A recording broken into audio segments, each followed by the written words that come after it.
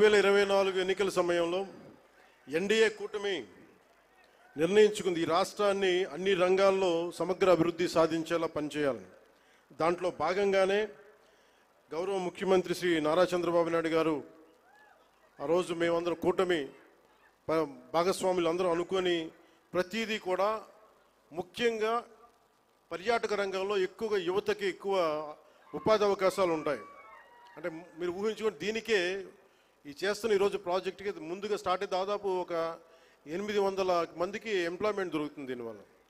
ఇవన్నీ కాకుండా దాదాపు 4 లక్షల మంది పూర్తయితే 4 లక్షల మంది కనీసం సంవత్సరానికి పర్యాటకుల మినిమం అని అంతకుమించి పైకి వెళ్ళే అవకాశాలు చాలా ఎక్కువ ఉన్నాయి. దీనికి గౌరవ ప్రధానమంత్రి గారు నరేంద్ర మోదీ గారు ప్రత్యేకించి ఇందాక సోదరి భారతీయ జనతా పార్టీ అధ్యక్షులు శ్రీమతి పురంధేశ్వరి గారు చెప్పినట్టుగా మీరు డబుల్ ఇంజిన్ సర్కార్ అంటే అది పదంలాగా ఉండిపోద్ది.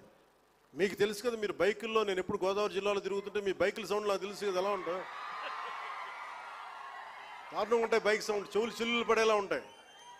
ఎందుకని మీరు కోరుకుంటారు సీసీ ఎక్కువ ఉండాలి, పవర్ ఎక్కువ ఉండాలి ఇంజన్లో అని. పవర్ ఎంత ఎక్కువ ఉంటే ఇంజన్ అంత ముందుకెళ్తుంది. అలాగే డబుల్ ఇంజిన్ సర్కార్ అంటే ఇక్కడ మన శక్తివంతమైన మనకి ప్రభుత్వం ఉన్నప్పటికీ కూడా కేంద్రంలో కూడా అంతే దానికి మించి దానికి 100 ఇంతులు మించిన శక్తివంతమైన నాయకులు శక్తివంతమైన ప్రభుత్వం ఉంటే మనకి ప్రాజెక్టులు చాలా అవలీలుగా అవుతాయి, వెంటనే చాలా తొందరగా పూర్తి చేయొచ్చు. అందుకనే దీన్ని మనం డబుల్ ఇంజిన్ సర్కార్ అంటే ఆ పదం మీకు అర్థం కావడానికి చెప్తున్నాను.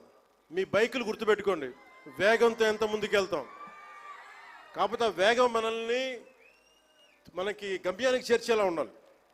అందుకని అలాంటి చాలా ప్రత్యేకమైన గైడ్లైన్స్ తోటి ముఖ్యంగా ఈరోజు మనకి విచ్చేసిన మన టూరిజం శాఖ కేంద్ర టూరిజం శాఖ మార్చులు గజేంద్ర సింగ్ షెకావత్ గారు ఈ రోజున మన స్టేట్కి మద్దతు ఇవ్వటం ఈరోజు మొదటిసారి కాదు.